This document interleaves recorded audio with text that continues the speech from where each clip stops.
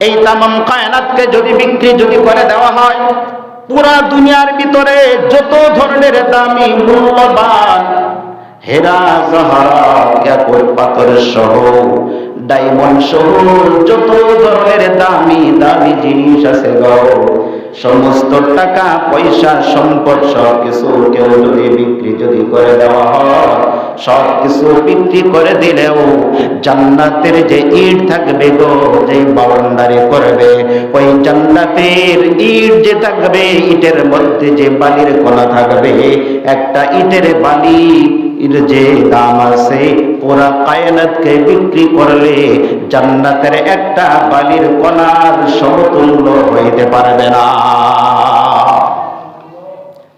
আর এই আল্লাহ তাআলা কি করবে? শুধু ঈমানের বদৌলতে ওই জান্নাত বান্দাকে দান করবে। এজন্য মুসলমান, ঈমানের অনেক দাম, ঈমানের অনেক দাম। আল্লাহ তাআলা আয়াতের ভিতরে বলে, মুমিনের জান আমি কিনে নিলাম, মুমিনের মাল আমি ক্রয় করে নিলাম। মুমিনের জান আল্লাহ তাআলা কিনে নিয়েছে, মুমিনের মাল আল্লাহ তাআলা ক্রয় করে নিয়েছে। আল্লাহ তাআলা আয়াতের মধ্যেই কথা বলে নাই মুমিনের জান আমি কিনবো, মুমিনের মাল আমি কিনবো, এই কথাটা আল্লাহ তাআলা বলে নাই। যদি কোনো বান্দা যদি বলে তোমার সম্পদগুলো আমি কিনবো, তাহলে কিন্তু কিনা হবে না। যদি কেহ বলে আমি বেচবো, বেচা হবে না। যদি বলে বেচলাম, বেচা হবে। যদি বলে আমি কিনলাম, তাহলে কিনা হবে। শুধু কোনো বান্দা যদি সবসময় শুধু বলে আমি বেচবো বেচবো বেচবো, শুধু এই ডায়লগ যদি দেয়া যায়, কিয়ামত হয়ে যাবে, কিন্তু বান্দার বিক্রি করা হবে না। যদি কোনো বান্দা শুধু বলে আমি ক্রয় করলাম, কিনবো, এটা কখনো কিনা হবে না। এজন্য আল্লাহ তাআলা আয়াতের মধ্যে বলে নাই মুমিনের জান আমি কিনবো, মাল আমি কিনবো, এই কথা বলে নাই। আল্লাহ তাআলা বলে মুমিনের জান আমি কিনে নিলাম, মুমিনের মাল আমি আল্লাহ তাআলা কিনে নিলাম। সুবহানাল্লাহ। এই যে মুমিনের জান আছে, যেই জান, যেই জীবন, এই জীবনটা আপনাকে আমাকে কে দিয়েছে? কে দিয়েছে? আমাদের জীবন কে দিয়েছে? আমাদের সম্পদ কে দিয়েছে? আল্লাহ তাআলা দিয়েছে। জানের মালিক আল্লাহ তাআলা, সম্পদের মালিক আল্লাহ তাআলা। ওই আল্লাহ তাআলা আবার জান্নাতের মালিক। যেই মালিক তোমাকে আর আমাকে বানাইছে, যেই মালিক তোমাকে আমাকে সম্পদ দিয়েছে, ওই মালিক আবার জান্নাত তোমাকে দিয়ে তোমার জান আর মালটা কিনতে চাইতেছে। সুবহানাল্লাহ।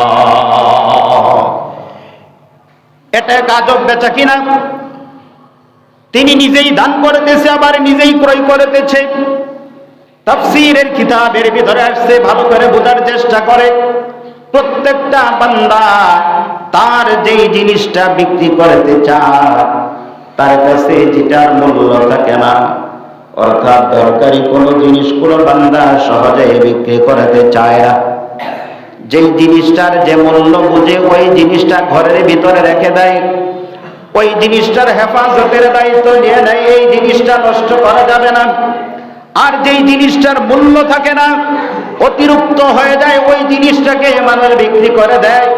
যে এত কিছুর আমার দরকার নাই, অর্ধেকটা বিক্রি করে দাও, অর্ধেকটা আমার থাকলেই চলবে। এটা তো বেহুলা এখানে পড়ে আছে, এটা আমার দরকার নাই, এটা বিক্রি করে দাও। এইভাবে মানুষগুলা বলতে থাকি। আল্লাহ তাআলার কাছে জান্নাতের কোনো মূল্য নাই। আল্লাহ তাআলার কাছে মূল্য হলো মুমিনের জানের আর মালের। সুবহানাল্লাহ। জান্নাতের চাইতে আল্লাহ তাআলার কাছে বেশি মূল্যবান সম্পদ হলো ঈমানদারের ঈমান।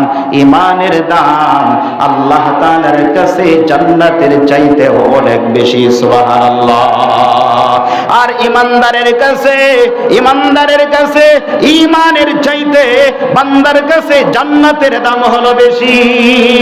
এজন্য বান্দা ঈমান আনয়ন করার পরে, নেক আমল করার পরে শুধু বান্দা জান্নাতের জন্য প্রার্থনা করে, জান্নাতের জন্য বান্দা ইবাদত করে। ও মালিক, ঈমানের আমলের বিনিময়ে তুমি আমাকে জান্নাত দাও, তুমি আমাকে জান্নাতের মেহমান বানায়ো, জাহান্নামের লাকড়ি তুমি আমাকে বানায়ো না। অর্থাৎ বান্দার দরকার হলো জান্নাত, আর আল্লাহ তাআলার দরকার হলো মুমিনের ঈমান। এই জন্য আল্লাহ তাআলা জান আর মালের বিনিময়ে আল্লাহ তাআলা মুমিনের কাছে জান্নাতকে বিক্রি করে দিয়েছে। তাফসীরের কিতাবের ভিতরে পাওয়া যায় আরশ আজিমের চাইতে, লৌহ কলমের চাইতে, ওই খানায় কাবার চাইতে আল্লাহ তাআলার কাছে ইমানদারের ঈমানের মাকাম হলো বেশি। ঈমান যদি বান্দারের ভিতরে থাকে তাহলে কাবা সুন্দর থাকবে, মদিনাতুল মুনাওয়ারা রাসূলের রওজা সুন্দর থাকবে। যদি ইমানদার না থাকে কাবার কোনো দাম হবে না, মদিনার কোনো দাম হবে না, মসজিদের কোনো মূল্যায়ন হবে না, ধর্মের কোনো মূল্য থাকবে না। যদি পৃথিবীর ভিতরে ইমানদার বান্দা যদি না থাকে, আর ইমানদার বান্দা যদি থাকে, কাবারও দাম হবে, মদিনারও দাম হবে, সব কিছুর দাম হবে। যখন ইমানদারের অভাব ছিল, যেই ঘরের ভিতরে মানুষ তাওয়াফ করে, ওই ঘরের ভিতরে বেঈমানগুলা, কাফেরের দলগুলা মূর্তিকে ঢুকাইছিল। আবার যেই মাত্র ইমানি পাওয়ার বেড়ে গেছে, আল্লাহ তাআলা ইমানি পাওয়ার বাড়ার কারণে মানুষের মাধ্যমে আবার ওই মূর্তিগুলাকে সরাইয়া ওটাকে পূত পবিত্র আল্লাহ তাআলা বানায় দিয়েছে। এজন্য আল্লাহ তাআলা বলে, ইন্নাল্লাহা আশতারা মিনাল মুমিনিনা আনফুসাহুম ওয়া আমওয়ালাহুম বিআন্না লাহুমুল জান্নাহ।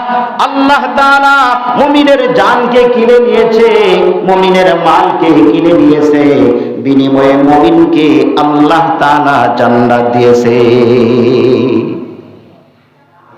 আল্লাহ তাআলা বললেন, তোমার জান আর মাল এটা হলো আমার, আর আমি আল্লাহ তাআলা জান্নাত বানাইছি, এটা হলো তোমার। অর্থাৎ বেচা কিনা কিসের দ্বারা হলো? জান্নাতের বিনিময়ে। যে জান্নাত তুমি নাও, আর তোমার জান আর মালটা আমারে দিয়ে দাও। বান্দা বলল, আল্লাহ আমার জানও তোমারে দিয়ে দিলাম, আমার মালও তোমারে দিয়ে দিলাম, বিনিময়ে তোমার জান্নাতকে আমি গ্রহণ করলাম। আল্লাহ বলল, আমার জান তোমাকে দিলাম। আল্লাহ তাআলা বলে, তোমার মাল আমি নিয়ে নিলাম, তোমার জান আমি নিয়ে নিলাম, আমার জান্নাত তোমাকে দিয়ে দিলাম। আর মুমিন বলে, আমি জান্নাত কিনে নিলাম, আমার জান আর মাল তোমাকে দিয়ে দিলাম। তো এই জন্য জান আর মাল যেহেতু আল্লাহ তাআলা কিনে দিয়েছে, এই জান আমার নাই, এই মাল আমার না। হ্যাঁ, আপনি আমি যে ব্যবহার করতেছি, এখন ঠান্ডা মাথায় বোঝার চেষ্টা করেন। আপনি যেই জিনিসটাকে বিক্রি করে দিবেন, বিক্রি করার পরে ওই মালিকের অনুমতি ছাড়া ওই সম্পদ, ওই জায়গা, ওই জান আপনার ব্যবহার করার অনুমতি নাই। যেই জিনিস আপনি বিক্রি করে দিচ্ছেন, আপনার যেইভাবে মনে চাবে সেইভাবে ব্যবহার করা যাবে না। আপনি একটা মোবাইল বিক্রি করছেন, যার কাছে বিক্রি করছেন তার ইজাজত ছাড়া এটা আপনার ব্যবহার করা বৈধ হবে না। একটা সাইকেল বিক্রি করছেন, মালিকের পারমিশন ছাড়া এই সাইকেল চালানো আপনার বৈধ হবে না। একটা গাভী বিক্রি করছেন, ওই মালিকের ইজাজত ছাড়া গাভীর দুধ দহন করে আপনি খাবেন, এটা শরীয়তে গ্রহণ করবে না। আপনি গরু অথবা বলদ যেগুলা সেগুলা বিক্রি করে দিয়েছেন মালিকের অনুমতি ছাড়া, এগুলোকে দিয়ে জমি চাষ করার অনুমতি আল্লাহ তাআলা আপনাকে আমাকে দেয় নাই, ইসলাম এটা সমর্থন করে না। তাহলে জান যেহেতু আল্লাহ তাআলা নিয়েছে, মাল আল্লাহ তাআলা নিয়েছে, অতএব সব জায়গার ভিতরে, সর্ব জায়গার ভিতরে আল্লাহ তাআলার বিধানকে আপনাকে আমাকে লক্ষ্য রাখতে হবে। আল্লাহ যেটাকে যেইভাবে ব্যবহার করতে বলেছেন সেভাবেই একমাত্র ব্যবহার করা বৈধ হবে, অন্যভাবে ব্যবহার করা কোনোভাবেই বৈধ হবে না। আপনি আল্লাহর সাথে ওয়াদা করেছেন, আমার জান আর মাল তোমাকে দিয়েছি, বিনিময় জান্নাত কিনেছি। এখন যদি আপনি উল্টাপাল্টা চলেন, মালিকের পারমিশন আপনি যদি গ্রহণ করেন, তাহলে ওই যে বেচা কেনা যেটা হয়েছিল, যে কন্ট্রাক্ট হয়েছিল, ওই কন্ট্রাক্টটা কিন্তু আর থাকবে না, এটা ভঙ্গ হয়ে যাবে, ওই চুক্তিটা ভঙ্গ হয়ে যাবে।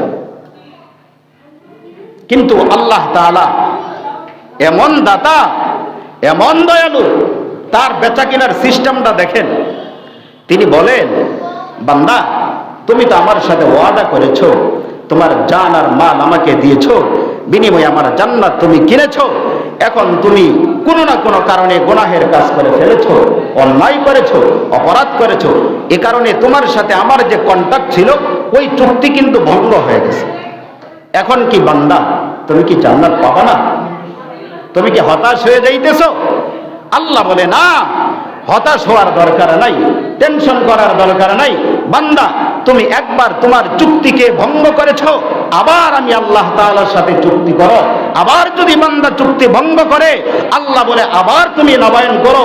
আবার যদি ভঙ্গ করে, আল্লাহ বলে আবার তুমি শুধরাও। এমন যিনি করেন তিনি হলেন আল্লাহ। দুনিয়ার মধ্যে কোনো মালিক নাই, কোনো নেতা খেতা নাই যে একবার দুইবার তার সাথে গাদ্দারি করবেন, এরপরেও সে আপনার যে সাথে যে কন্ট্রাক্ট ছিল, যে ওয়াদা ছিল, ওই ওয়াদার ভিতরে ঠিকই থাকবে। তিনি কোনো মানুষই থাকতে চাইবে না। কিন্তু আহকামুল হাকিমিন রব্বে কারীম, তার এই পরিমাণ মায়া আর দয়া, তিনি বলেন, বান্দা তুমি যতবার ওয়াদা খেলাফ করো, আমি আল্লাহ তাআলা তোমার সাথে জান্নাত বিক্রি করার যে ওয়াদা দিয়েছি, যেই চুক্তি করেছি, আমি আল্লাহ তাআলা এই ওয়াদা কখনো খেলাফ করব না, ওয়াদা কখনো ভঙ্গ করব না। সুবহানাল্লাহ। এই জন্য মুমিনের জান আর মাল, এই দুইটার মূল্য আমাদের কাছে না থাকলে কি হবে? কার কাছে আছে? আল্লাহর কাছে আছে। এই জন্য আমাদের জান যেহেতু আল্লাহর কাছে দামি, মাল যেহেতু আল্লাহ তাআলার কাছে দামি, এই জন্য এই জান, এই জীবন সব জায়গার ভিতরে নষ্ট করা যাবে না। এই মাল সব জায়গার ভিতরেই অযথা নষ্ট করা যাবে না। যেখানে ব্যয় করতে বলেন সেখানে ব্যয় করতে হবে। যেখানে আল্লাহ তাআলা জানের ব্যবহারের কথা বলেছেন, ওখানে আমরা জান ব্যবহার করব ইনশাআল্লাহ।